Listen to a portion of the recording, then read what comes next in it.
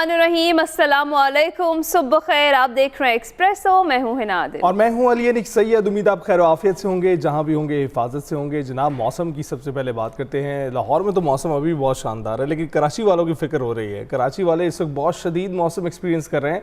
अपनी हिफाजत कीजिए, घरों में महफूज रहे, दिन के औकात में बाहर निकलने से गुरेज करें, क्योंकि दिन के औकात में चाहे दर्जा हरारत कम भी क्यों ना हो, वो वहाँ पर मौजूद जो नमी है उसकी वजह से आपको ज़्यादा महसूस हो रहा है। सड़कों पर जो भाग दौड़ लगी है उसकी वजह से भी ज़्यादा महसूस हो रहा है। तो दिन के औकात में अगर ज़रूरत नहीं है तो बाहर निकलने से गुरेज करें, क्योंकि लाहौर में भी धूप तो वैसे है, लेकिन हवा चल रही है, उससे थोड़ा सा बैलेंस हो जाता है। लेकिन गर्मी की शिद्दत उसी तरह से है। कराची की तो कुछ ज़्यादा वर्स्ट सिचुएशन है। अगर 44 तक टेम्परेचर है तो वो फील्स लाइक क्या होगा हम बिल्कुल अंदाज़ा कर सकते हैं। और बिल्कुल अली की बात दुरुस्त है कि अगर ज़रूरत नहीं है तो घरों से बाहर ना निकले। अगर निकल रहे हैं तो अपना ख्याल खुद से रखें, क्योंकि हमें याद है वो हीट वेव जो इससे पहले आई थी वो बहुत ख़तरनाक थी। और ये वाली भी, ये जो हीट वेव है इसने भी 10 जानें ले ली हैं अभी तक। ये भी बहुत ज़्यादा डेंजरस है। तो अपना ख्याल आपने खुद रखना है, क्योंकि एहतियात हमेशा इलाज से बेहतर होती है। और फिर कुछ दिन ऐसे आते हैं, आप जानते ही हैं कि आज 6 मई है, और ऐसे दिन आपको याद आता है कि किस तरह से किस्मत ने पलटा खाया और पाकिस्तान के लिए खुशियों की बहारें आई हैं और हमें एक मौका मिला अपना आप मनवाने का, अपना लोहा मनवाने का। तो आप जानते हैं कि कौमों की ज़िंदगी में कुछ दिन इंतहाई अहमियत के हामिल होते हैं, जिनकी बायस उनका तशख़्ख़ुस एक गयूर और जुर्रतमंद कौम का बन जाता है। पाकिस्तान की तारीख में 6 सितंबर एक ऐसा ही बड़ा दिन है। ये वो दिन है जब पूरी कौम चैन की नींद सो रही थी, लेकिन पाक सरहद के निगहबानों की आंखें खुली थी। उसी दौरान दुश्मन ने हमारे प्यारे पाकिस्तान पर हमला किया और गीदर भपकी लगाई कि वो अपना नाश्ता लाहौर पहुँच कर करेगा। लेकिन वतन के बहादुर बेटों ने ऐसा जवाब दिया कि जो नाश्ता लाहौर करने चले थे ज़िंदगी भर का खाना भूल गए। ऐसा ही कुछ हमने देखा। एक और वाक़या 26 फरवरी 2019 को पेश आया था, जब अल सुबह रात के अंधेरे में भारतीय तैयारे मुजफ्फराबाद सेक्टर में दाखिल हुए और पाकिस्तानी फ़ज़ाइया की जवाबी कार्रवाई पर भागते हुए बालाकोट के करीब अपना पेलोड या जो बम था उसको वो फेंकते हुए फरार हो गए थे। फिर भारतीय फ़ज़ाइया के इस हमले में चंद दरख्तों को नुकसान पहुंचा, एक कौवा भी अपनी जान से गया। इसी हमले के एक दिन बाद पाक फ़ज़ाइया ने वो कर दिखाया जिसका भारत को गुमान भी नहीं हो सकता था। और शाहीनों ने रात के अंधेरे में नहीं बल्कि दिन के उजाले में भारत में घुसकर उसे ऐसा सबक सिखाया कि पूरी दुनिया ने देखा। और फिर भारत ने साल 2025 में अप्रैल में पहलगाम में 26 भारतीयों की हलाकत का जिम्मेदार पाकिस्तान को ठहरा दिया था और कोई सबूत भी ना दिया। लेकिन पाकिस्तान ने भारत को बार बार गैर जानिबदाराना तहकीकात की पेशकश की, लेकिन भारत ने जवाब न दिया और पाकिस्तान के मुख्तलिफ शहरों पर हमले शुरू किए, जिसमें 31 शहरी शहीद हुए, दर्जनों जख्मी हुए। पाकिस्तान ने फिर भारत को कहा कि हम अमन चाहते हैं, मगर भारत ना माना और अमन की ख्वाहिश को कमजोरी समझने लगा। पाकिस्तान ने 6 और 7 मई की दरमियानी शब भारतीय हमलों का भरपूर जवाब देते हुए 7 भारतीय तैयारों को मार गिराया था, जिनमें राफेल तैयारे भी शामिल थे। अमरीकी सदर लेकिन 11 तैयारों का तस्करा बार बार करते हैं कि वो गिराए गए। मार्का हक में फतह को 1 साल मुकम्मल होने पर मुख्तलिफ किस्म की तकरीबात हो रही हैं, सेलिब्रेट किया जा रहा है। गुज़िश्ता रोज़ वज़ारत इत्तलात की ज़ेर-ए-एहतमाम किताब the battle of the truth के इजरा की तकरीब हुई। वज़ीर इत्तलात व नशरियात अता तारर ने कहा कि हमने इत्तेहाद के साथ कौमी बयानिए की तरवीज की। वज़ीर दिफा ख्वाजा आसिफ ने भी तकरीब से खिताब किया। उन्होंने कहा कि भारतीय जदीद तैयारे कागज़ों की तरह ज़मीन पर गिरे, पाक फ़ौज ने दुश्मन के नापाक अज़ाइम खाक में मिला दिए। ये सारी सिचुएशन है, ये सेलिब्रेशन है जिस पर हम बात करेंगे। बात करने के लिए हमें ज्वाइन कर चुके हैं air commodore retired Khalid Chishti साहब, दिफाई तज्ज़ियाकार हैं। अस्सलाम वालेकुम खालिद साहब, good morning, how are you? जी वालेकुम सलाम जी, थैंक यू वेरी मच। और आपको ये दिन मुबारक, आपको भी है ना, और अली आपको भी, और शुक्रिया आपने इनवाइट किया। Thank you so much for joining us. Chishti साहब, हमने जिक्र किया, हमने तमहीद बांधी 6 सितंबर से 26 फरवरी 2019 की बात फिर की, और उसके बाद 2025 में जो हुआ 6 और 7 की दरमियानी शब, हम चाहेंगे कि एक उसका रीकैप तो हमारी ऑडियंस को आप दें। जी देखिए, क्विकली 1 साल पहले तकरीबन आपने देखा पहलगाम हुआ था अप्रैल के आखिर में, और उसके बाद आपने देखा कि हिंदुस्तान ने चंद मिनट के अंदर, बल्कि शायद 10 मिनट के अंदर, ये सरकारी तौर पर और तमाम मीडिया ने कहना शुरू कर दिया कि पाकिस्तान ने दहशतगर्दी का हमला करवाया है। और 10 मिनट के अंदर बगैर किसी सबूत के ये नारे लगाने शुरू कर दिए कि हम बदला लेंगे और खून और पानी इकट्ठा नहीं बह सकते, ये प्राइम मिनिस्टर ऑफ इंडिया ने कहा। पाकिस्तान ने बहुत तहम्मुल का मुजाहरा करते हुए उसी वक्त ये कहा कि हम ताउन करने को भी तैयार हैं, अगर आप हमें सबूत दें, हम एक न्यूट्रल इंक्वायरी कराने को भी तैयार हैं, लेकिन वो हमारी दरख्वास्त नहीं मानी गई। फिर दुनिया ने हमें देखा कि हम एक पीस लविंग मुल्क की तरह अप्रोच कर रहे थे, लेकिन हिंदुस्तान एक वॉर मॉन्गरिंग और एक well planned, well conceive, well determined किस्म का एक हमें सबक सिखाना चाहते थे। फिर जाहिर है हमारी भी अफवाज ने इसको सीरियस लिया कि पॉसिबिलिटी है। मैं पाक फ़िज़ाइया के पॉइंट ऑफ व्यू से कह सकता हूँ कि पाक फ़िज़ाइया तकरीबन 6 से 8 घंटे के दौरान सिर्फ जब मई के शुरू में पूरे मुल्क में डिप्लॉय कर गई, स्कर्दू और नॉर्थ से लेकर, पहाड़ों से लेकर समुद्रों तक वो ना सिर्फ प्रेजेंट थी बल्कि रेगुलरली पेट्रोलिंग कर रही थी कि कोई मिस एडवेंचर हिंदुस्तान ना करे। अब आता है 6 मई का और 7 मई का दरमियानी रात, जब हमने तमाम कोशिशों के बावजूद हिंदुस्तान ने हम पर 12:30 बजे रात को 85 जहाज़ों के साथ हमला किया। ये 85 जहाज़ों में सबसे फ्रंट पे राफेल जहाज़ थे, उसके पीछे साथ साथ मिराज 2000, SU-30 और MiG-29 और तमाम जहाज़ थे, और उनका इंटेंडेड टारगेट 2 थे। एक तो टारगेट ये था कि यही जो भावलपुर और तकरीबन 8 जगहों पर हमने और हमला किया उन्होंने, और दूसरा उनको राफेल फ्रंट पे रखने का मतलब ये था कि उसका इलेक्ट्रॉनिक स्पीड बहुत ज़बरदस्त है, उसका बियॉन्ड विजुअल रेंज मिसाइल को 150 किलोमीटर से ज़्यादा रेंज रखता है।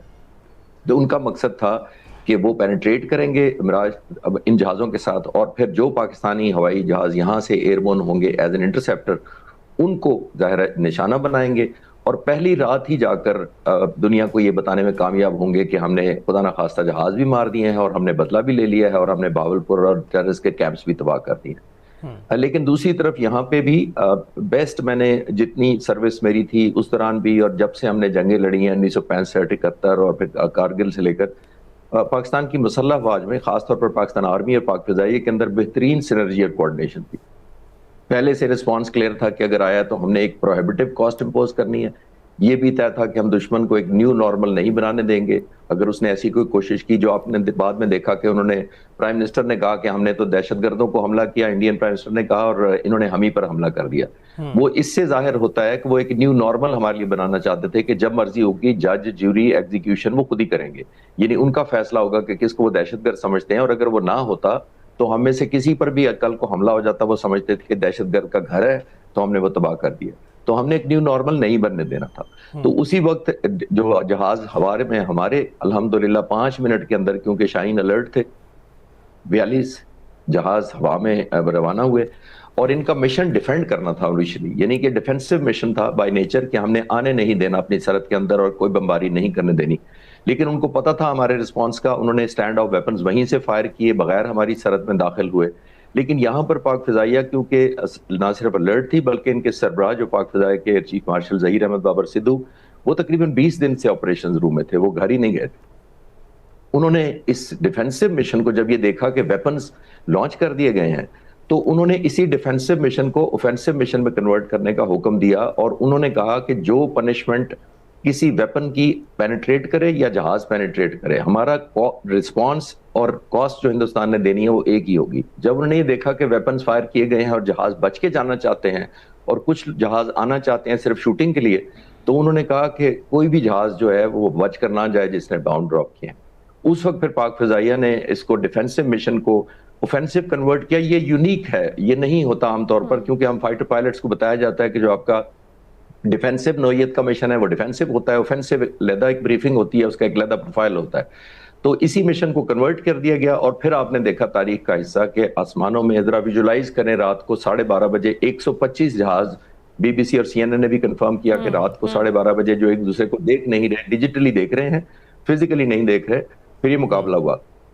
आपके व्यूअर्स को एक और बात भी बताता चलूं कि तमाम के तमाम फ्रंट लाइन फाइटर थे इंडिया और पाकिस्तान के, और तमाम पर तकरीबन 4 और 6 बियॉन्ड विजुअल रेंज मिसाइल लगे हुए थे, जिसका मतलब यह है कि 125 जहाजों का ये तकरीबन 500 बियॉन्ड विजुअल रेंज मिसाइल थे। और ये भी ज़हन में याद रखिए, हमें नहीं भूलना चाहिए, जरा मैं विजुलाइज करवा रहा हूँ आपको सिचुएशन का, कि हिंदुस्तान ने क्योंकि सिविल एयरलाइंस और जो कमर्शियल फ्लाइटें हैं उनको मना नहीं किया था पहले से, ताकि हमें वार्निंग ना मिल जाए, तो वो भी हवा में थे। उस वक्त तकरीबन 150 से 200 हवा में इंडिया पाकिस्तान में सिविलियन एयरक्राफ्ट भी थे। तो जरा विजुलाइज करें, इन 300-400 जहाजों की मौजूदगी में, इतने मिसाइल्स में, उन दुश्मनों को ढूंढ निकालना, फिर उनका सही मानों में निशाना लेना और वो कॉस्ट इम्पोज करना कि वो एक न्यू नॉर्मल ना बना सके। एक बिल्कुल। घंटे की बैटल हुई, जिसको डॉग फाइट नहीं कहते, आमतौर पर लफ्ज यूज किया जाता है कि डॉग फाइट हुई। डॉग फाइट वर्ल्ड वॉर में होती थी, 1965 में हुई थी, 1971 में, जब फिजिकली एक पायलट दूसरे को देख के लड़ता था। अच्छा। यहाँ पे लड़ते वक्त देख नहीं रहे थे। तो ये यूनिक थी और अल्हम्दुलिल्लाह ना सिर्फ कामयाबी पाई बल्कि एक रिस्टोर हो गया हमारा जो वो इमेज था। एक साल पूरे में हमने देखा कि हम एक ग्लोबली भी रेलेवेंट हो गए, रीजनली भी रेलेवेंट हो गए, और उसके बाद हमारे दुश्मनों को पहुंच गई इस खबर कि इस मुल्क को आप ग्रांटेड नहीं ले सकते। बिल्कुल ऐसा ही है। तो खालिद साहब, इससे पहले भी जो ऑपरेशन था स्विफ्ट रिटॉर्ट, उसमें भी ये कहा जा रहा था भारत की जानिब से, क्योंकि राफेल हमारे पास नहीं है तो हम जो है वो डैमेज नहीं कर पाए जो हम करना चाहते थे। इस बार तो उनके पास राफेल भी मौजूद थे, उस टेक्नोलॉजी ने तो कोई मदद नहीं की उनकी। जी, ये वो मैं आपके व्यूअर्स को बताता चलूं कि उस वक्त क्यों विश किया था इंडियन प्राइम मिनिस्टर ने। हिंदुस्तान ने एक्चुअली 36 राफेल जहाजों का 2016 में ऑर्डर किया था, 2016 में, और जो अभिनंदन का वाकया हुआ था 2019 में हुआ था। तो 19 में अभी तक जहाज इनको नहीं मिले थे, 3 साल हो चुके थे। तो इसलिए उन्होंने विश का और वो ड्रीम एयरक्राफ्ट को उसको माना था कि वो अगर हमारे पास होते तो ये कुछ ना होता। तो फिर वो आ गए। फिर उससे भी ज्यादा बुरा इसलिए हुआ कि उस वक्त तो हमने एक गिराया था, अभी हमने 7 जहाज गिराए और एक ड्रोन गिराया। प्रेसिडेंट ट्रंप तो इससे भी आगे चले जाते हैं और उसकी एक वजह है, अगर आप जब पूछेंगे तो मैं बताऊंगा। वो तो 11 पे चले गए हैं और वो तो ब्रांड न्यू ब्यूटीफुल एयरक्राफ्ट कहना शुरू हो गए, और हमें पता है कि किसके ब्रांड न्यू ब्यूटीफुल एयरक्राफ्ट थे। अच्छा खालिद साहब, जिस तरीके से अभी हम बात कर रहे हैं, चाहे राफेल हो, चाहे बहुत बड़ा डिफेंस बजट हो, या फिर बहुत बेहतरीन टेक्नोलॉजी हो, लेकिन फ़ज़ाओं में अगर हम देखें, जो स्पेसिफिकली मैं इस वाक़े की तरफ जाऊंगी जो 6 और 7 की दरमियानी शब, जिसका आपने बड़ा ही खूबसूरत खाका खींचा है, और जब हम इमेजिन कर रहे थे जो उस वक्त हो रहा था, वापस सारी मेमोरी जो है वो रिकॉल हो गई। तो उसमें हमने ये देखा कि फ़ज़ा में हौसले लड़ते हैं, वहाँ पर टेक्नोलॉजी या कोई ये वाली पावर या बजट नहीं लड़ा होता उस टाइम में सिचुएशन ही कुछ और होती है। और बीइंग ए फाइटर पायलट, आप हमें ज़्यादा बेहतर बता सकते हैं कि उस टाइम एक जो पायलट होता है उसका क्या हौसला होता है, उसका क्या जज्बा होता है, उसके क्या एहसासात होते हैं? भेना, देखिए, जो मैं अक्सर कहता हूं कि 2 चीजें। देखिए, तमाम फौजी जो सोल्जर होता है, सेलर होता है, एयरमैन होता है, हम लोग जो हमारी मशीनें होती हैं, चाहे वो टैंक हो चाहे सबमरीन हो, वो फ्यूल से चलती हैं। लेकिन हमारी जो फ्यूल होता है ह्यूमन बींग्स का, वो कौम की तवक्कुआत और कौम की दुआएं होती हैं। हम पर ये कर्ज होता है कि इस कौम ने इस एयरफोर्स से या नेवी से या आर्मी से ये तवक्को की है कि हम उनकी सॉवरेनिटी को चैलेंज नहीं करने देंगे किसी को। तो हमारे पर ये कर्ज होता है। नंबर 1 ईयर्स ऑफ ट्रेनिंग होती है, जिसकी तरफ आप इशारा कर रही हैं, क्योंकि पीस टाइम में तैयारी करते हैं तो आपको जंग के अंदर शर्मिंदगी नहीं होती। जब मैं कैडेट था तो हमारी अकेडमी में लिखा हुआ था एक जगह बड़ा प्रोमिनेंट कि more you sweat in peace the less you bleed in war. जिसका मतलब ये है कि आप जमाने अमन में तैयारी करेंगे तो आप खून नहीं बहेगा। आपने हिंदुस्तान की तरफ देखा कि उन्होंने ना सिर्फ 7 तारीख को जब तैयारे गिरवाए, बल्कि एयरफोर्स ग्राउंड कर दी। और मैंने नहीं कहा, उनके chief of defence staff Anil Chauhan साहब ने कहा सिंगापुर में एक इंटरव्यू के वक्त, सून आफ्टर द वॉर, कि हमने 7 तारीख को कुछ गलतियां की और फिर हमने सबक सीखा या रिवाइज किया और फिर हमने कम बैक किया 10 तारीख को। तो मैं हैरान था कि दुनिया में 4थे नंबर पर एयरफोर्स है जिसके पास 1000 फाइटर जहाज है। आप पाक फिजाइया जैसी अलर्ट एयरफोर्स को एंगेज कर रहे हैं और आप हमसे फिर ग्राउंड करके सबक सीखना चाहते हैं।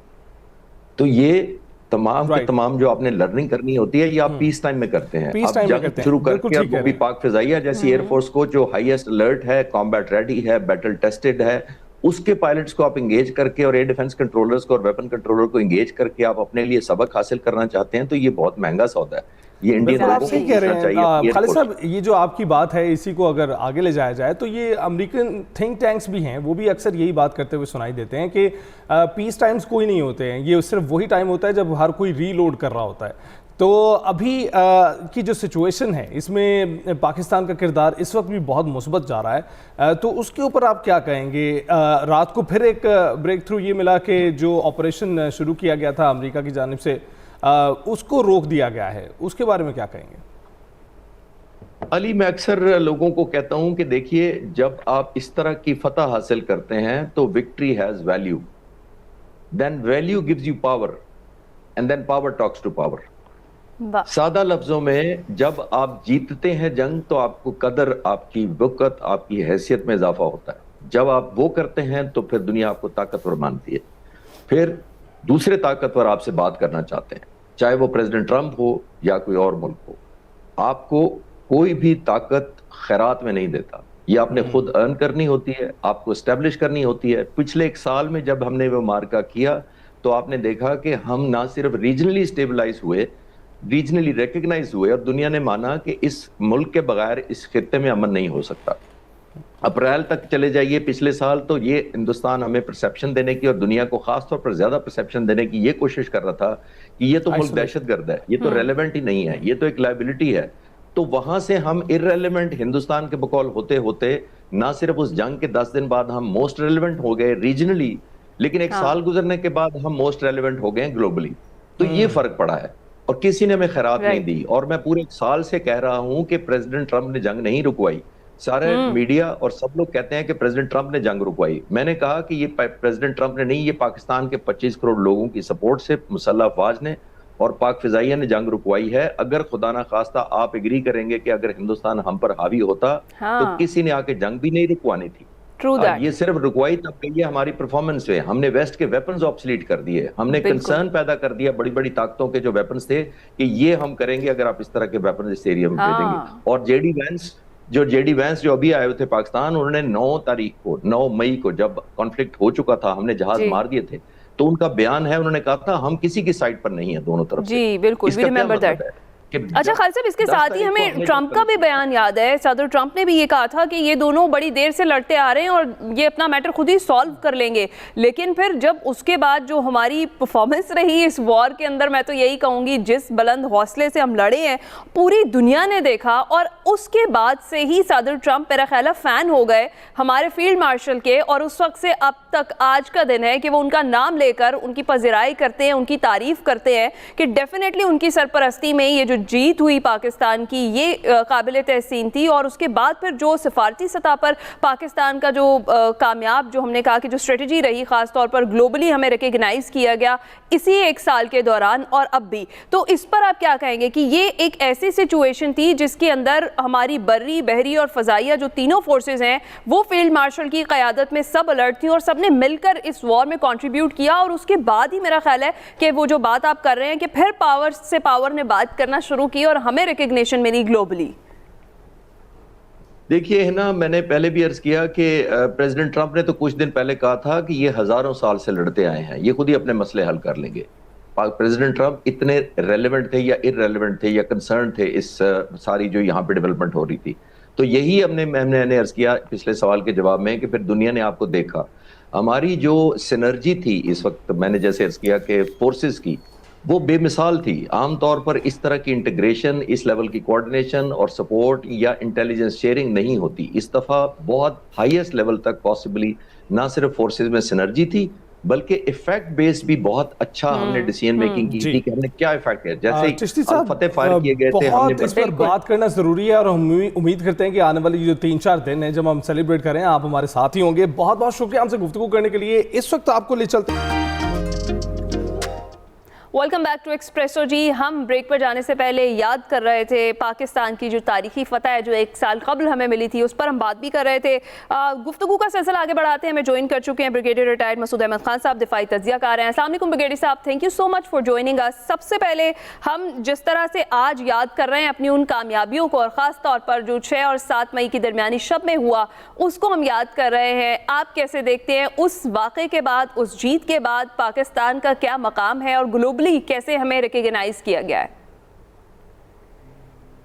जी बहुत शुक्रिया। देखिए मेरे ख्याल में मार्के हक और बुनियाद में मखसूस ने, मैं हमेशा कहता हूँ, has change the dynamics not only in South Asia, Asia में, और पाकिस्तान का जो जियो स्ट्रेटजिक प्रोफाइल है that has risen across the world और ग्लोबली पाकिस्तान को जो रिकग्निशन मिली है। और दुनिया भी देखे उन लोगों को या उन मुल्कों को पसंद करती है जो अपने आप को साबित करते हैं और जो अपने आप को, स्पेशली जब पाकिस्तान की बात करते हैं, 6 टाइम स्मॉलर देन इंडिया, हमने उनको जिस तरीके से ह्यूमिलिएट भी इन्फ्लेक्टेड है, ह्यूमिलिएटेड डिफीट, और हमने भी have taken over the responsibility. वो जो so called leadership era India claim करता था वो उन्होंने वेकेट कर दी, हमने अब इसको टेक ओवर कर लिया है। सो खित्ते में साउथ एशिया में हम देखें एक सिक्योरिटी स्टेबलाइजर भी हैं, वेस्ट एशिया में नेट सिक्योरिटी प्रोवाइडर भी हैं, और हमें एक पीयर कंपिटिटर माना जाता है इंडिया के साथ, क्योंकि वी हैव कन्वेंशनली हमने उसको साबित कर दिया है। और एट द सेम टाइम आप एक जियो स्ट्रेटेजी का प्लेयर भी हैं। फिर ऊपर से देखें कि आपकी लीडरशिप जो है उन्होंने साबित किया, चाहे वो पॉलिटिकल लीडरशिप थी या मिलिट्री लीडरशिप। जब मिलिट्री लीडरशिप की हम बात करते हैं तो फील्ड मार्शल आसिम मुनीर देखें इस पूरे दौरान में, जब से उन्होंने he became the chief of army staff और बाद में अब जो CDF हैं, तो उन्होंने जो किरदार अदा किया है, राइट फ्रॉम क्लैरिटी दी है इस बार पॉलिसीज अफगानिस्तान के बारे में क्या होंगी और या ईस्टर्न बॉर्डर पे इंडिया के साथ क्या होंगी, सो वो क्लैरिटी थी। फिर जो इस मार्के हक और बुनियाद महसूस में जो फैसले किए गए हैं, स्पेशली वो बहुत इंपॉर्टेंट है। जब आपके पास एक स्ट्रेटेजिक क्लैरिटी हो और एक आपके पास स्ट्रेटेजिक विजन भी हो और आप फैसले करते हैं the best interest of your country, so वो फैसले करके आपने डायनेमिक्स चेंज कर। दैट्स व्हाई फाइनेंशियल टाइम्स ने देखें एक आर्टिकल लिखा था, उन्होंने डिस्क्राइब किया फील्ड मार्शल आसिम मुनीर की पर्सनालिटी को। उन्होंने बताया कि एक वो मिडिल पावर के तौर पे और एक मल्टी अलाइनर भी है। He is skipping from Washington to Beijing and to Tehran and Riyadh. और वो फिर मल्टी अलाइनर उन्होंने इसलिए कहा कि पाकिस्तान एक्टेड कि सबके साथ ताल्लुकात हमने रखे, चाइना के साथ, रशिया के साथ, अमेरिका के साथ, ईरान के साथ, मिडिल ईस्ट के कंट्रीज के साथ, लेकिन अपनी जो हमारी स्ट्रेटेजिक इकोनॉमी थी हमने वो रिटेन किया और ये हमारी लीडरशिप ने किया हो, उस पर कोई कंप्रोमाइज नहीं किया। सो आज पाकिस्तान देखें कि जब आप नेगोशिएटर के तौर पे हैं और वो भी एक स्ट्रेटेजिक और बड़े सेंसिटिव किस्म के नेगोशिएशन में आप करवा रहे हैं बिटवीन अमेरिका एंड ईरान, और उसमें आप सक्सेसफुल नजर आ रहे हैं।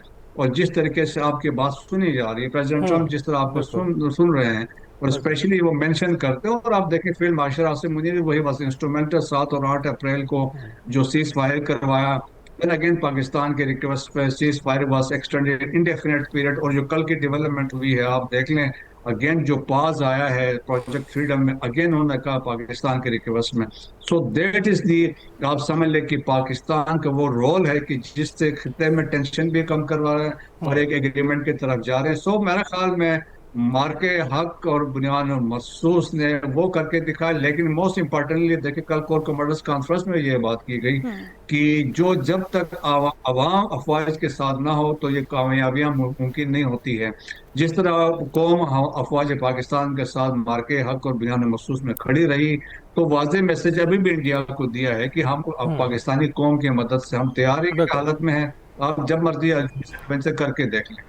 ब्रिगेडियर साहब, एक बहुत ही ज़बरदस्त रेफरेंस आपने आर्टिकल से दिया है मल्टी अलाइनर का, जो एक बड़ा ज़बरदस्त टाइटल है, बिल्कुल डिफाइन करता है सूरत हाल क्या है, जो हमारे फील्ड मार्शल हैं आसिम मुनीर साहब की। इसमें हम ये देखते हैं कि जब पहले मार्का हक से पहले भारत की पूरी कोशिशें थी और बहुत सारे मुल्कों से मुलाकातें जारी थी, उनकी सिफारतकारी जारी थी, जिसमें हमें आइसोलेट करने का सोचा जा रहा था, हमें दहशतगर्द करार देने का सोचा जा रहा था। और फिर हमने देखा कि मार्का हक ने वो पलट कर रख दी सारी सूरत हाल, और हम आज तक देख रहे हैं कि आज भी जो ट्वीट सामने आया डोनाल्ड ट्रंप का, उसमें वो ये कहते हैं कि on the request of Pakistan वो प्रोजेक्ट फ्रीडम को जो है वो इस वक्त मुअत्तल कर रहे हैं, सस्पेंड कर रहे हैं।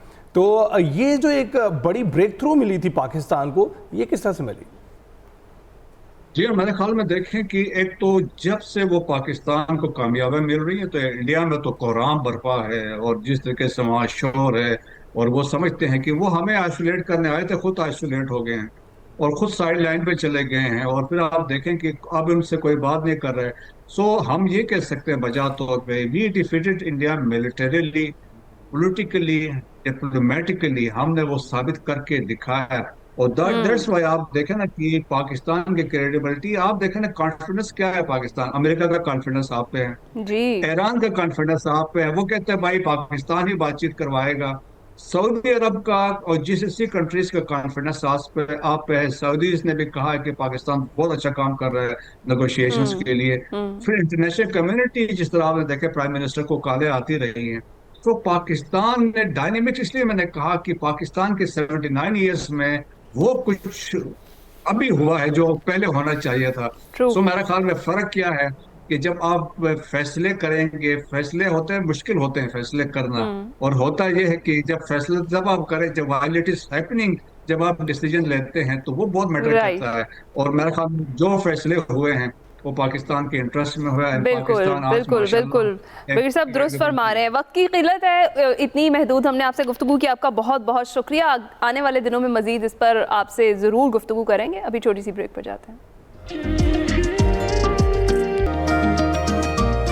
Welcome back to Expresso. अच्छा, कल बहुत बार क्रिकेट की बात हो गई, हालांकि पीएसएल ख़त्म हो चुका था, तो कई जगह पर गुफ्तगू करते हुए ये मेंशन किया गया कि आप बहुत क्रिकेट की बात करें, मिस तो नहीं कर रहे। तो हम मिस कर रहे हैं जनाब। तो आप बताते हैं, आपको पाकिस्तान और बांग्लादेश के दरमियान 8 मई से ढाका में पहला टेस्ट मैच खेला जा रहा है और पेशावर ज़ल्मी के फातह कप्तान बाबर आजम ने ढाका में कौमी टीम को ज्वाइन कर लिया है। शेर बंगला क्रिकेट स्टेडियम में कौमी खिलाड़ियों का प्रैक्टिस सेशन हुआ और वो 1 घंटे तक जारी रहा। वार्म अप के साथ फील्डिंग की मशकें की गई। रात गए ढाका पहुंचने वाले बाबर आजम और फास्ट बॉलर खुर्रम शहजाद ने भी साथी क्रिकेटर्स का भरपूर ट्रेनिंग की है। ये अपडेट थी इस हवाले से। अभी जाएंगे एक ब्रेक पर।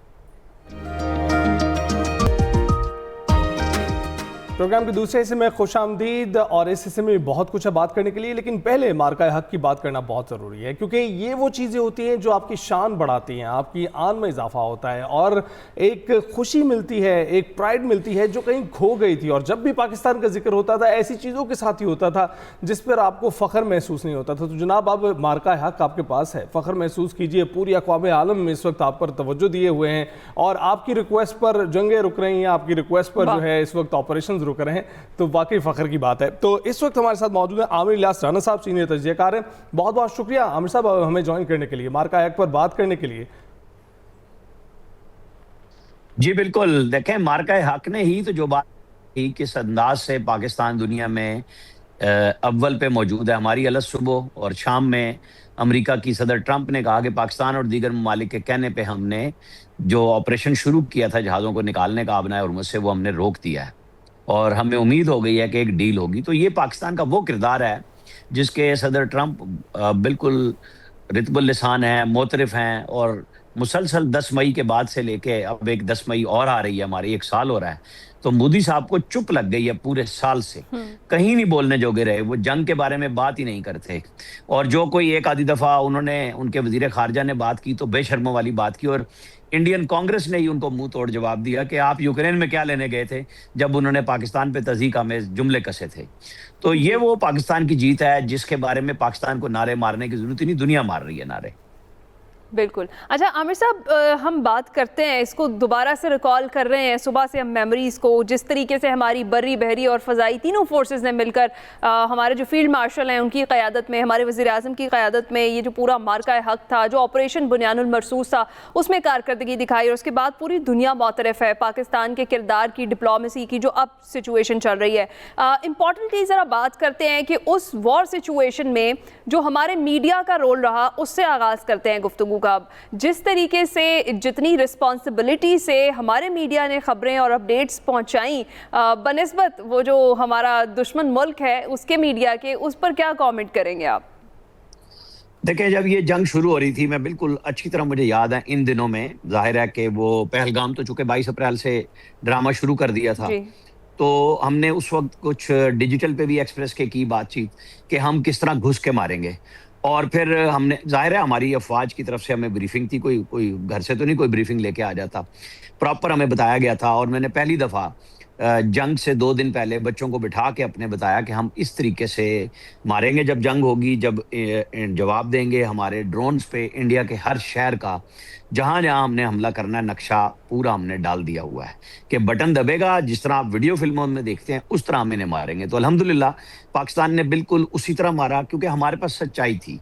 जो बात आपकी थी ना मीडिया के ऊपर, वहाँ हजियान बका जा रहा था कि लाहौर में बंदरगाह तबाह कर दी हमने, वो बंदर तमाशा बनाया हुआ था उन्होंने अपने लिए, खुद इंडियंस ने, और सारी दुनिया उनका मजाक उड़ा रही थी कि ये क्या है। बड़े बड़े उनके नामी ग्रामी गवामी स्वामी जो है ना, वो गौरपंद और चंद जो नाम रखे हुए उन फ्राडियों ने, मेजर साहब हैं एक, मेजर गोरिया शोरिया, जो गोबर शोबर मैं कहता हूँ उन्हें, इन सब ने पता नहीं क्या क्या लोगों को पढ़ाया हुआ था और इंडियंस की उम्मीदें चढ़ाई हुई थी। ये उसी तरह था जैसे 65 की जंग में वो कहते थे कि लाहौर जिम खाना में हम नाश्ता करेंगे। तो फिर हमने उनकी जो कढ़ाई टिक्के किए हैं ना, वो सारी दुनिया बोल रही है उसके ऊपर कि हमने तो जो हमारे इनके चाय के साथ भी किया। मुख्तलिफ हैं, वो कहते हैं टी इज़ फैंटास्टिक।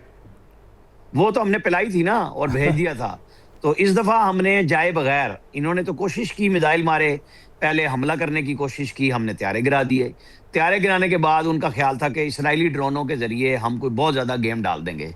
तो जो इसराइली ड्रोन आए, आपने देखा इस मुल्क के लोग अपने छर्रे की बंदूकों के साथ मुकाबले के लिए निकल आए थे। जब जज्बा लड़ने का होता है ना, तो फिर मीडिया भी उसी तरह का किरदार अदा कर रहा था कि सच बोल रहा था कि हमारे पास कोई नुकसान नहीं हुआ। इन्होंने बिल्कुल जहां बुनियानुल मरसूस का नाम पड़ा, सैयद आसिम मुनीर हमारे चीफ ऑफ आर्मी स्टाफ, जो बाद में ज़ाहिर है इसी जंग के नतीजे में फील्ड मार्शल हुए, जब ये आज़ाद कश्मीर में जहाँ पे उन्होंने मिसाइल मारा था, तो वहाँ पे ये आयत उन्होंने मस्जिद के ऊपर मेंबर पे पड़ी देखी थी, और वहीं से उन्होंने फिर ये नाम भी दिया मार्का हक का, जो बुनियानुल मरसूस अच्छा, मैं था। आपसे ये जब हमारे पूछने वाला था, ये किस तरह से डिफाइन करता है? हम याद तो कर रहे हैं वाकयात के, लेकिन ये जो हमने इंतखाब किया है इनके नामों का, मार्का हक और बुनियानुल मरसूस, आपने उसको अभी बताया, ज़रा दोबारा रिवाइज कर देंगे? आज़ाद कश्मीर में जो इन्होंने हमला किया था ना मिसाइल का, और कहा कि दहशतगर्द होते हैं, वहां पे नमाजी थे और तो कुछ भी नहीं था, आम शहरी थे। तो जब फील्ड मार्शल, आपको पता है ना, वहाँ बच्चे शहीद हुए थे, हमने उन बच्चों के नाम अल फतेह मिसाइल पे रख के वही मारे थे इनको कि ये लो, फिर तुमने हमारे बच्चे शहीद किए हैं, हम तुम्हारी फौजों को मार के दिखाएंगे, नेस्तो नाबूद करके दिखाएंगे। तो उन मिसाइलों के ऊपर आपको याद होगा हमने उनके बच्चों के नाम लिख के भिजवाए थे अल फतेह के ऊपर। तो ये जब फील्ड मार्शल वहां पे गए थे विजिट पे, तो मस्जिद के मेंबर पे ये आयत लिखी हुई थी, और वहीं से जो बताया जा रहा है कि ये आइडिया कंसीव हुआ और ऑपरेशन बुनियानुल मरसूस उस आयत के साथ इसको किया गया। तो ये चीजें हमारी तो देखे ना असलाफ के साथ चलती हैं, इस्लामी तारीख भरी पड़ी है। तो फील्ड मार्शल हाफिज कुरान भी है माशाल्लाह से, कानून की जंग है, लड़ाई की जंग है, हम सब जगह पे लड़ रहे हैं।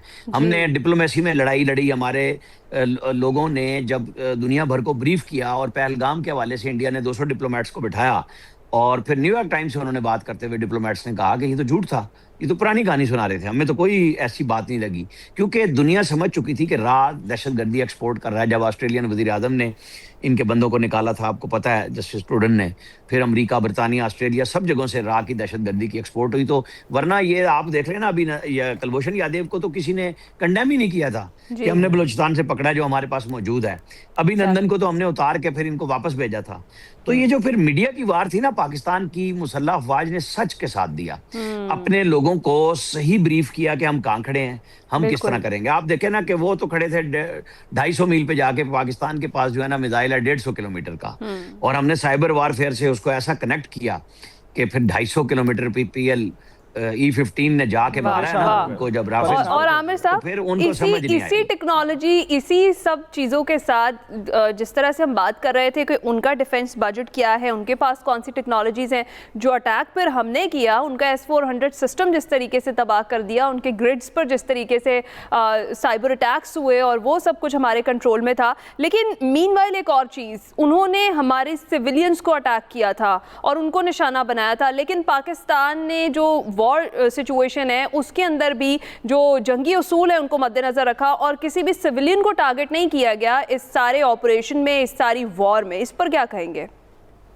इसकी मुमासलत देखें कि जो इनके परवरदा तालिबान रजीम है और फितरतुल ख्वारिज और फितरतुल हिंदुस्तान है, वो हमारे आम आदमियों पे आज भी इन इंडियन प्रॉक्सीज और इसराइली प्रॉक्सीज बन के और उनसे पैसा लेके हमारे सिविलियंस को निशाना बना रहे हैं। और फिर हमारी फौज इनकी उन इंस्टॉलेशन को तालिबान की मारती है जहां पे दहशतगर्द होते हैं, जहां दहशतगर्द तैयार होते हैं, उनके लिए असला तैयार होता है, ड्रोन तैयार हो रहे थे, फैक्ट्री हमने तबाह की। तो इंडियंस इसी डिजाइन पे थे कि हम मारेंगे, हमने नारा मार दिया। और आपको पता है कि फिर बहुत सारे ममालिक ने हमें ये समझाने की कोशिश की कि देखें आपने तो उनके तैयारे गिरा लिए। जब उन्होंने हमारे ऊपर मिसाइल फेंके थे, जो भावलपुर में लगा और फिर वो यहाँ मुरीद के पे मारा, उन्होंने आज़ाद कश्मीर में मारा, तो आपको पता है कि उन लोगों ने ये समझा था कि बस हमने अटैक कर दिया और पाकिस्तान अब चुप रहे, और दुनिया कह रही थी कि आपने तो तैयारे इनके गिरा लिए हैं, बस अब आप खामोश हो जाएं। लेकिन हमने कहा नहीं, हम अपने वक्त पे अपनी मर्जी के मुताबिक जवाब देंगे। और जब हमारी रात 9 और 10 की दरमियानी रात हमने तैयार कर लिया, तो इन्होंने मिसाइल मारे हमारे मुरीद बेस पे, हमारे चकलाला बेस की जो नूर खान बेस कहलाता है। इन्होंने अपनी तरफ से बहुत कोशिश की। फिर पाकिस्तान के DG ISPR lieutenant general Ahmed Sharif ने कहा था कि अब आप हमारे जवाब का इंतजार करें, याद होगा आपको। फिर वो जब जवाब शुरू हुआ फजर की नमाज के साथ, तो फिर वो 4 घंटे के बाद ट्रंप के पैरों में पड़ी हुई थी इंडियन गवर्नमेंट के, खुदा के वास्ते हमारी जान छोड़ो। और वही ट्रंप हमें कहते थे कि इंडिया और पाकिस्तान अशरों से लड़ रहे हैं, हजारों साल से लड़ रहे हैं, ये लड़ मड़ के आपस में सेट हो जाएंगे। लेकिन ट्रंप क्यों हुए, बुनियादी बात समझने की है कि ट्रंप को एक तो जब वो आए सदर बन के, हमारे बारे में तो बहुत हॉस्टाइल रवैया बताया जा रहा था पाकिस्तान के बारे में, ना जो बाइडेन से था। तो पहले हमने दिया उनको वो बंदा जिसने अफगानिस्तान में अमेरिकी फौजियों को मारा था, स्टेट ऑफ द यूनियन खिताब में उन्होंने ऐलान किया। फिर जब ये कह रहे थे कि नहीं ये आपस में लड़ भिड़ के कर लेंगे सेट, तो 4 घंटे के बाद जब इंडियंस ने उधर से कहा कि हमें माफी दिलवाओ, और उस वक्त तो रात थी ना, उनको सोए को उठवाया गया, ट्रंप ने इधर कॉल की फील्ड मार्शल को, इन्होंने कहा जी कोई मसला ही नहीं है, हमने तो काम कर लिया अपना, आप कहते हैं सीज फायर तो हमारी तरफ से आप अनाउंस कर दें। प्राइम मिनिस्टर के साथ उनका मशवरा हो चुका था, सारी चीजें आ चुकी हुई हैं कि किस तरीके से राब्ते हुए। तो ट्रंप ने कहा कि यार ये बहादुर लोग हैं, जंग जीत रहे हैं और मेरे कहने पे रोकती है। और फिर प्राइम मिनिस्टर ने उन्हें कहा कि आपने बड़े लाखों करोड़ों लोगों की जानें बचाई हैं, क्योंकि एटमी जंग में बदल जाना था ना फिर इसे। तो वो फिर उस दिन के बाद से पाकिस्तान के शदाई हैं, फील्ड मार्शल के भी, प्राइम मिनिस्टर के भी, जहां जिक्र होता है। अब जो मैंने स्टार्ट में जिक्र किया था, जो सुबह भी उन्होंने ट्वीट किया अपनी रात में, कि पाकिस्तान और दूसरे ममालिक के कहने पे हमने अपना ऑपरेशन रोक दिया, कि एक डील होने का इम्कान बन गया है। बिल्कुल। आमिर साहब, एक और भी बात जो बात होती रही है मीडिया में भी, इंटरनेशनल मीडिया भी करता रहा है, वो ये कि पाकिस्तान ने बहुत रिस्ट्रेन शो किया था। हमने गिराए थे जहाज़, हमने 7 जहाज़ इनके गिराए, लेकिन हम बहुत सारे मजीद भी गिरा सकते थे। और अहमद शरीफ साहब भी बता रहे थे इस हवाले से कि उनके टारगेट पर मौजूद थी, ये सारी उनके रेडार पर मौजूद थी, पर हमने रिस्ट्रेन क्यों उस वक्त शो किया? देखें, हम जा रहे नहीं थे, हमने हमला नहीं किया था, हमने अपना दिफा किया था। पाकिस्तान की पॉलिसी भी यही है कि पाकिस्तान जाहिरियत नहीं करता, लेकिन अपना दिफा बखूबी करना जानता। तो फौज के ऊपर जो तनकीद पाकिस्तान के अंदर भी लोग करते थे, उनके मुंह मुंह बंद हुए। आपको पता है उमर अयूब और अलीमा खान साहिबा क्या कह रही थी, ये मोदी से मिलकर जंग लड़ रहे हैं, इनके पास तो टैंकों के गोले नहीं है, जहाजों का ऑयल नहीं है। और फिर इनकी जो सोशल मीडिया टीम में थी वो ट्रोलिंग कर रही थी, लेकिन जब हमारा जवाब गया तो ये गुंग हो गए, इनको समझ नहीं आ रही थी। फिर ये बहाने बनाने लगे, हम तो आपके साथ थे, हम तो आपके साथ थे, ये देखें हमने ये किया, हमने ये किया, कोई भूला नहीं। लेकिन अगर कोई वापसी करता है, समझता है कि उससे गलती हुई है, तो फिर इनको कुछ कहा नहीं गया, लेकिन उनका रिकॉर्ड मौजूद है कि वो क्या कर रहे थे। तो फिर जो आपको पता है, हमने ये भी कहा था कि अभी तो हमने सिर्फ 10% शो किया। आपको याद होगा सदर ट्रंप की तरफ से भी ईरान के ऊपर कहा गया कि हमने अपनी जंगी सलाहियत सिर्फ 10% शो की है। अब मैं समझता हूँ वो पाकिस्तान से मुस्तार लिया हुआ फिक्रा था, जब हमने कहा था अभी हमने सिर्फ 10%। और मैं तो कहता था कि अभी तो डॉक्टर कदीर का माल हमने शुरू ही नहीं किया था।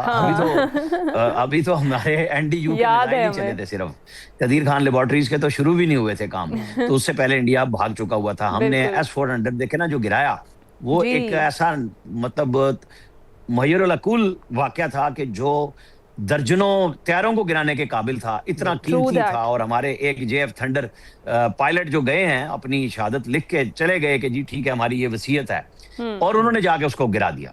ठीक है, वहां से फिर हमने जो ब्राह्मोस इनकी मिसाइल थे, उसकी जितना स्टोरी था उसको हमने तबाह किया। हमने एक एक चौकी का बताया, फुटेज दी कि ये देखें यहाँ सफेद झंडा लहरा रहा है, ये दौड़ गए हैं, ये चौकियां हमने तबाह कर दी हैं, एयर बेसिस इनके हमने तबाह कर दिए हैं। आपको मैं एक बड़ी मजे की बात बताऊं कि जब हमारा जो हैदराबाद के पास, चूंकि ट्रंप के साथ बात हो गई थी, अमेरिकी इंतजामिया से हो गई थी, और सीज फायर अनाउंस तो बहुत लेट हुआ, लेकिन जंग रुक चुकी हुई थी। तो इन इंडियंस ने, मक्कारों ने वही काम दिखाया कि उस दौरान इन्होंने बुल्हार एयरबेस, मुझे याद आ गया नाम, अगर वो मैं ठीक ले रहा हूं, तो वहां पे इन्होंने एक मिसाइल मारा जहां पे कुछ हमारी शहादतें हुई। तो पता है फिर जो फील्ड मार्शल ने फैसला किया, फिर इनकी और बेसिस उड़ाई। ये मेरे सामने बात हुई, तो एयर चीफ मार्शल ने, जहीर साहब ने इनको रोका। ये वाकया बाद में बताया गया हमें बराह रास्त कि बस करें सर, हमें बहुत ज्यादा हवा में रहना पड़ता है, बहुत हो गई है इंडियंस के साथ। क्योंकि उन्होंने कहा देखो माफी उधर अमेरिका के जरिए मांगी और हमारे साथ मक्कारी, हमने इनकी और एयर बेसिस उड़ा दिए थे। ये सीधे ही नहीं हो सके आज तक, ये बातें जितनी मर्जी करते फिरें, इंशाल्लाह ये करेंगे। तो इनके जो डैम हमने पहले सिर्फ साइबर वारफेयर में जो बंद था वो खोल दिया, और जो खुला हुआ था उसे बंद किया था, इस दफा उड़ा के रख देंगे। ये पानी की जंग को ऐसा ना मजाक समझें। बिल्कुल बिल्कुल ठीक है जी। आमिर साहब बहुत बहुत शुक्रिया, बड़ी बेहतरीन गुफ्तगू हमने की। हम याद कर रहे थे पाकिस्तान की तारीखी फतह को। अभी हम ब्रेक पर जाएंगे।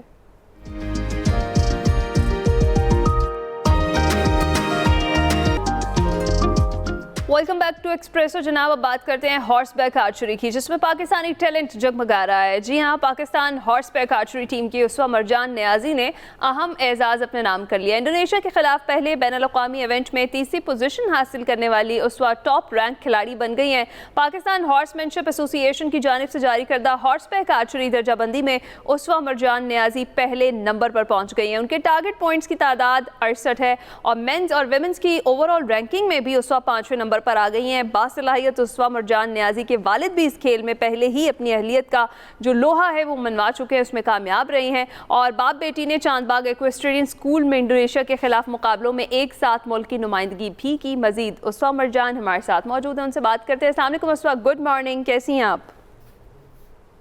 गुड मॉर्निंग एंड अस्सलाम वालेकुम। अल्हम्दुलिल्लाह। वालेकुम सलाम। उसवा, कॉन्ग्रेचुलेशंस, आपकी रैंकिंग बेहतर हुई है और जो पाकिस्तान में इस वक्त लिस्टिंग जारी है उसमें भी आप दोनों मेंस और विमेन में 5वें नंबर पर हैं, तो उसके लिए बहुत बहुत मुबारकबाद आपको। तीसरी पोजीशन हासिल की आपने, कैसा महसूस कर रही हैं?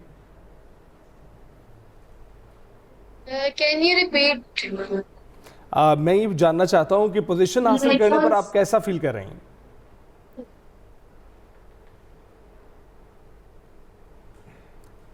उसवा, आप हमें सुन पा रही हैं? उसवा से कुछ कनेक्टिविटी का इशू है, वो हमें सुन नहीं पा रही थी। लेकिन अली, आप देखें कि हमारी जो उसवा हमारे साथ ही मौजूद है। उसवा, आप सुन पा रही हैं मुझे? Yes yes. उसवा, ये जो जीत है आपके लिए, आपके करियर के लिए कितनी खुशाइंद है और क्या फीलिंग्स है आपकी इसके बाद? मेरे लिए ये बहुत ही एक एजाज की बात है, जो कि ये मेरा मतलब सबसे पहला, अगर मैं आपके साथ टू बी ऑनेस्ट रहूं तो ये मेरा, जी जी। और मैं ये कहना चाहूँगी कि मुझे बहुत इसमें मतलब बहुत सी चीज़ें सीखने को मिली थी और ऐसी भी चीज़ें थी कि जिसमें मैं अक्सर जो मैं इम्प्रूवमेंट नहीं ला सकी, लेकिन वो फिर भी मैंने, जो मेरे कोच हैं सर अली फवाद और सर असद, इन लोगों ने मुझे ऐसी ऐसी टिप्स दी, और जो हमारे साथ इंडोनेशियन टीम थी जिनके साथ हमारा कंपटीशन था वो भी थी, और उनसे भी मैंने जब ट्रेनिंग हो रही थी तो हमने टिप्स ली थी और उन्हीं की मैंने इतनी प्रैक्टिस की थी कि जब मैं ट्रैक के ऊपर आई, मैदान में आई, तो मैंने बस एन्जॉयमेंट के तौर पर खेला था कि बस अब लगता है तो लगे, नहीं लगता तो फिर कोई बात नहीं, बट स्टिल जब मैंने शूटिंग की थी तो रिज़ल्ट बहुत अच्छा गुजरा था। बिल्कुल, और वो दिखाई भी दे रहा है। तो उसवा, ये फादर की वजह से आप ये खेल खेल रही हैं या आप उनको देखकर आपको शौक पैदा हुआ कि आप भी खेलेंगे? ये शौक़ जो था मुझे तो बचपन से था, और मैंने काफ़ी दफ़ा इसका इजहार अपने वालिद साहब से किया था कि मुझे आर्चरी करनी है, मुझे हॉर्स राइडिंग करनी है, और इस बात का मैंने जो उनसे टोटली, जो मैंने अंदर से सारा अपना कह सकते हैं कि जो मैंने जो फीलिंग्स थी वो मैंने सारी अपने बाबा को बताई, तो उन्होंने मुझे हॉर्स राइडिंग शुरू करवाई और मैंने एक एक चीज़ सीखी, और अब अल्हम्दुलिल्लाह मैं एक इंटरनेशनल हॉर्स बैक आर्चर हूँ, और ये सब मेरे वालिद साहब की वजह से। तो उस वक्त इतना टफ है ये गेम, इसके साथ साथ आप पढ़ाई भी करती हैं, मैनेज कैसे करती हैं दोनों चीज़ों को? इसके लिए मैंने एक टाइम टेबल बनाया हुआ है और उस टाइम टेबल को मैं फॉलो करती हूँ। मैं जब स्कूल से आती हूँ, स्कूल से आके मैंने अपना होमवर्क और सब कुछ कंप्लीट कर लेना है, कुरान पाक सब कुछ पढ़ के। उसके बाद मैंने चले जाना है ट्रेनिंग के लिए क्लब, जो मैरिनर सैडल क्लब है उनके पास मैं जाऊंगी। वहाँ पर मुझे हर एक चीज़ प्रोवाइडेड है, वहाँ पर मैं आराम से ट्रेनिंग कर सकती हूँ। वहाँ पर एक प्रॉपर ग्राउंड है, और ये कह सकते हैं कि वहाँ पर हमने चांद बाग में भी एक मतलब एशिया का सबसे पहला हंट ट्रैक इजाद किया है इंडोनेशिया के साथ एक कंट्रीब्यूशन करके, और मतलब मेरे पास अब इतनी स्पेस है कि मैं वहाँ पर ट्रेनिंग कर लेती हूँ, और जब मैं ट्रेनिंग कर लेती हूँ फिर मैं घर आती हूँ, और घर आकर मैं अपना सारा काम और स्कूल का और रिवीजन टेस्ट की तैयारी सब कर लेती हूँ। बिल्कुल ठीक। Uswa, thank you very much for talking to us, और हम उम्मीद करते हैं कि आपके फ्यूचर एंडेवर्स भी उसी तरह से कामयाब रहे जिस तरह से अभी आप कामयाब जा रही हैं। हम ब्रेक के बाद हाजिर होते हैं।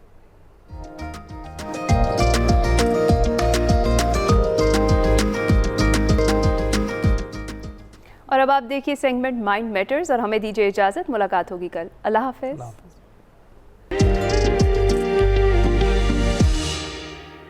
अस्सलाम वालेकुम नाज़रीन, मैं वक़ार अहमद और आप देख रहे हैं माइंड मैटर्स।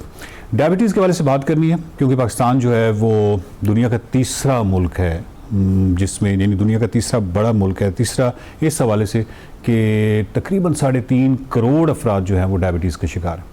डायबिटीज़ को समझना बहुत ज़रूरी है। मैंने अपने सामने ऐसे लोगों को देखा है जो कि बाकायदा डिक्लेयर डायबिटीज़ के मरीज़ हैं, लेकिन एहतियात नाम की बिल्कुल कोई चीज़ नहीं होती। और उसकी वजह यह है कि शायद उन कॉन्सिक्वेंसेस से वो उस तरह आगाह नहीं होते, या शायद हम उनको आगाह उस तरह करते नहीं हैं, या डॉक्टर उनको इस तरह कॉन्सिक्वेंसेस से या नताइज से आगाह नहीं करता कि ये बुनियादी तौर पे सारा मैकेनिज़्म क्या है। मुमकिन है कि वो मैकेनिज़्म जो कुछ शुगर जो है वो अंदर जाके कर रही है, या जिस तरह उनको डेटोरिएट कर रही है, जिस तरह उनके सेल्स को, और वो पूरे जो सिस्टम ख़राब कर रही है, शायद उस चीज़ से आगाह हों तो फिर एहतियात कर भी लें। तो डॉक्टर राजा आदिल सरफराज साहब, उन्होंने डायबिटीज़ पे तकरीबन 15 से 16 साल हो गए उनको इस पर रिसर्च करते हुए। आज हमारे मेहमान हैं, उनसे कुछ सवाल पूछते हैं इसी हवाले से। बहुत शुक्रिया डॉक्टर साहब, अपने टाइम निकाला। अच्छा, जब मैं ये देखता हूँ डाटा वगैरह, इसमें कभी हो सकता है आपकी नज़र में ये गुजरा हो कि KPK जो है उसमें बहुत कम है। अब उसकी वजह ये हो सकती है कि कोई शुगर इंटेक शायद वैसे उनकी कम हो, या अदरवाइज़ मुमकिन है कि उनके यहाँ फिजिकल एक्टिविटी या वो चीज़ ज़्यादा हो, मतलब कोई ऐसा, क्योंकि जो फ़र्क है वो बहुत ज़्यादा है। जी, 13% जो है वो KPK में डायबिटीज़ है, बाकी तमाम सूबों में जो है वो 30% है। इसकी कोई आपके सामने आया है? जी बिल्कुल ऐसा ही है। इसमें मेरे ख्याल में जो मेरे नॉलेज के मुताबिक ये है कि जो फिज़िकल एक्सर्शन है उनकी, फिज़िकल एक्टिविटी है वो ज़्यादा मैटर करती है, क्योंकि ये ज़्यादा जो है ना एक माउंटेनियस बेल्ट में आ जाता है। KP में है, उससे आगे अगर आप चले जाएँ, KP से आगे तो गिलगित बल्तिस्तान में और ज़्यादा कम जी, उसमें और ज़्यादा कम है, और एवरेज एज भी जो उन लोगों की वो हमसे बहुत ज़्यादा है।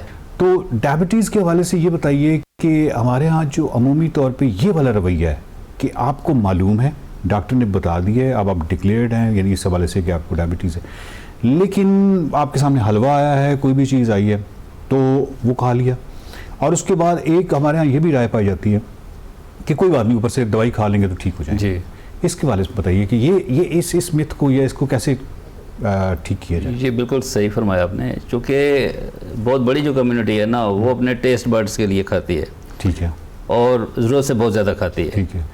तो असल वजह तो ये है उसकी।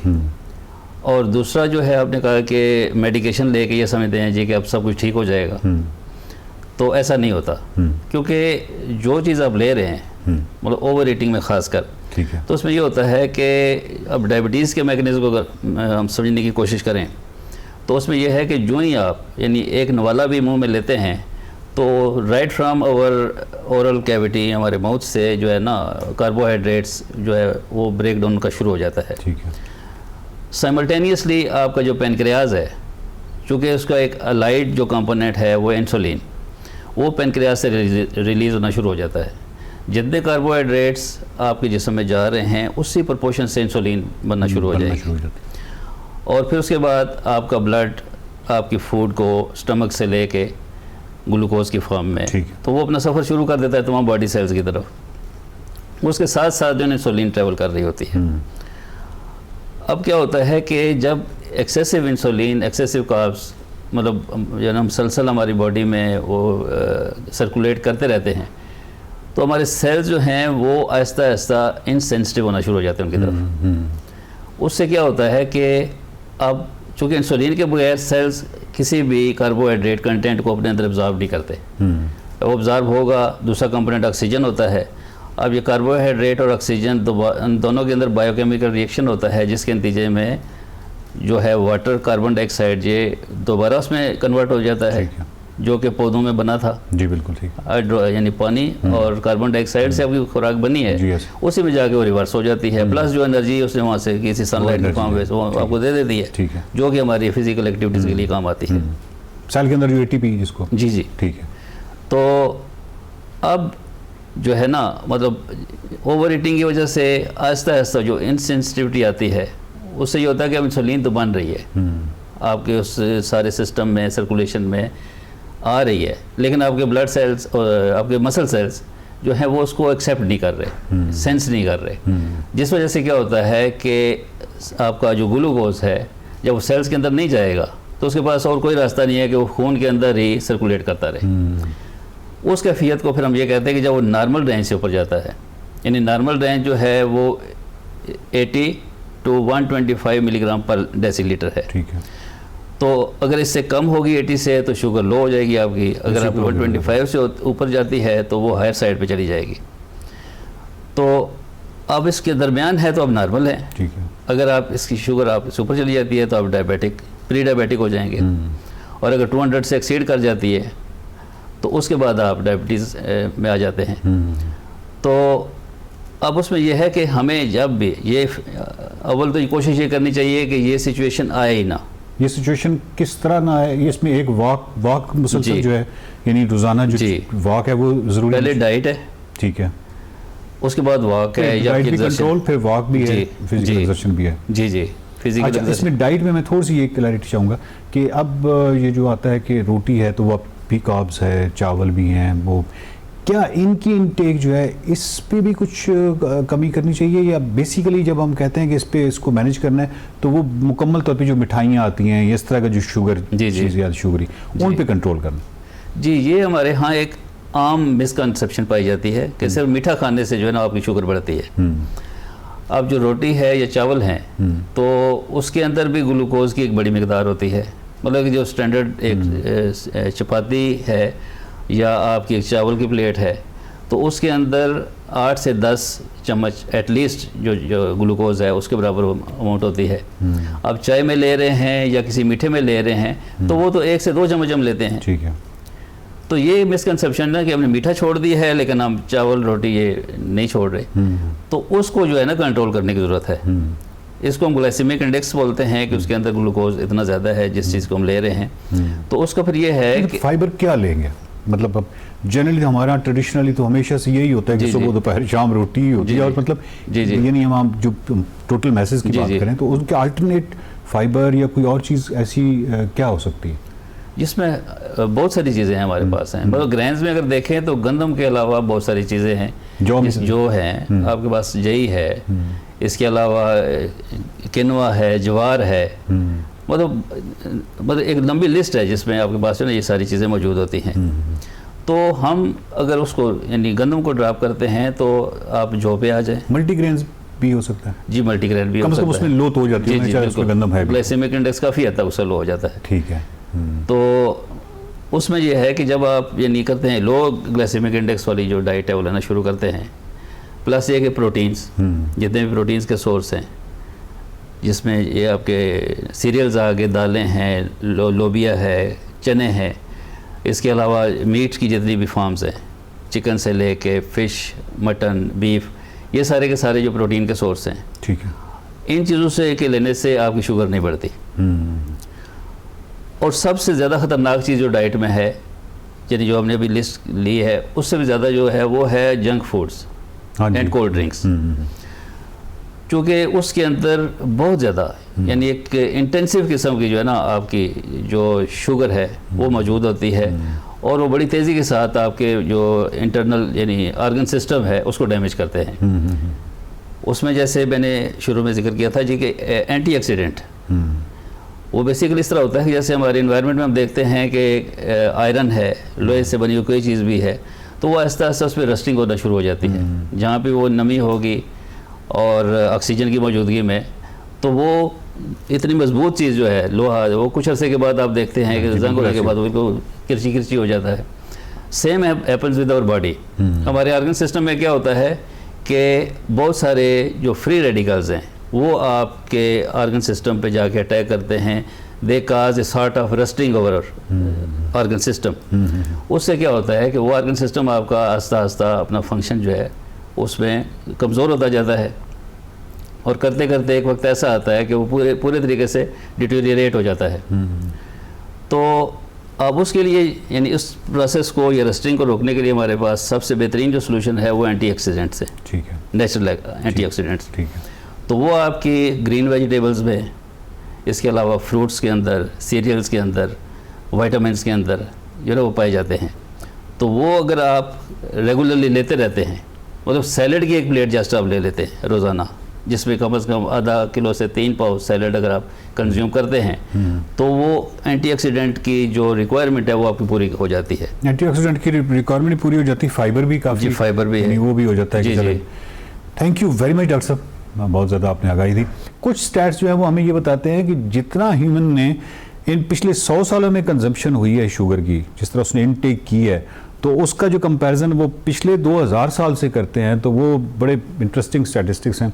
बात यह है कि जब तक आपको आगाही नहीं होगी ह्यूमन बॉडी के हवाले से, अपनी बॉडी अपने जिस्म के हवाले से, और उस वक्त तक आप इस हवाले से सेंसिटिव भी नहीं होंगे। और दूसरा ये है कि जो बायोलॉजी है, ये बायोलॉजी आपका घर है, इस बायोलॉजी का जब तक आप एहतराम नहीं करेंगे, और उसका एहतराम यही है कि वो हदूद क़यूद जो हैं उनको हर सूरत में ऑनर करना है, इन चीज़ों को समझना है। और जब भी आपको कुछ चीज़ डॉक्टर मना कर रहा होता है तो उसके पीछे यकीनन एक पूरी साइंस होती है, उससे आपको खुद आगाही हासिल जो होना इसलिए ज़रूरी है क्योंकि उस हवाले से फिर आप ज़्यादा हसास होते चले जाते हैं और चीज़ों को कंट्रोल करते हैं। डायबिटीज़ के हवाले से बहुत ज़्यादा अवेयरनेस